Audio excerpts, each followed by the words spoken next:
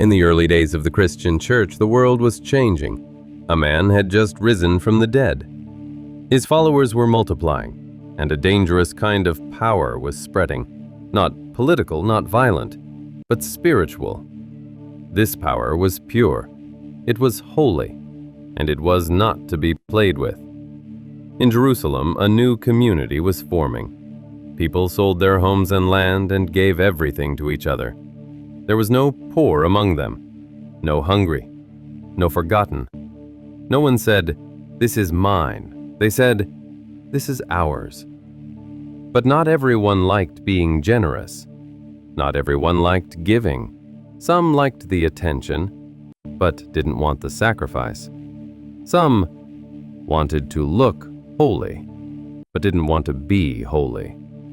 And in the middle of this moment, one couple made a choice, a small lie, a hidden motive, and within hours, both of them would be dead. They called it the Way. It wasn't a religion. It wasn't a rebellion. It was a movement. Men and women who had walked with Jesus now preached in the streets. They healed the sick. They fed the poor. They worshiped God with trembling joy. They prayed, not in silence, but with fire.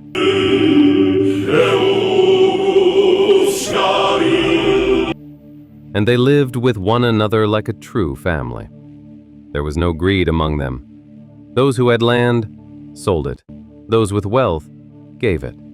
Those who lacked were provided for. It was beautiful. It was powerful. And it was fragile. Because anything that beautiful can attract something dangerous. Ananias was respected. Sapphira was admired. They were known. We don't know what triggered it. Maybe envy. Maybe pride. But one day, they sold a piece of land. And they looked at the money and thought, why give it all? No one will know. What matters is how it looks. And so, they kept some, and they brought the rest to the apostles, claiming it was the full amount. They didn't have to give it. No one forced them. No law required it. But they wanted the glory, without the sacrifice. Ananias stepped forward first, calm, smiling, a pouch of silver in his hand, and he laid it at the feet of the apostles. It seemed like worship, but it was deception. Peter looked at him and saw through him, not with suspicion, but with divine clarity. And Peter said, "Ananias, why has Satan filled your heart to lie to the Holy Spirit? You have not lied to men, but to God." And before Ananias could respond, he dropped, dead. No thunder, no curse, just silence and judgment.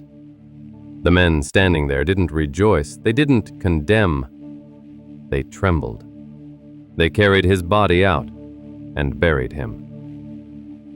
3 hours passed. The room was still heavy. The air itself seemed to weigh more than usual. Then she came, Sapphira. Her eyes searched the room. She didn't see her husband, but she didn't ask. Peter turned to her. "Tell me," he said, "did you sell the land for this price?" She answered without hesitation. "Yes, for that much." And Peter's face fell. He wasn't angry. He was grieved. "How could you agree," he asked, "to test the Spirit of the Lord?" And then, before her breath could tremble, she too fell dead, just like her husband. No sign, no warning, no delay. 6. They buried her beside him. The wind in Jerusalem that evening felt different, and the people began to whisper. They told each other what happened, and fear spread, but not the fear of a murderer, or a plague, or a tyrant. No, this was the fear of God.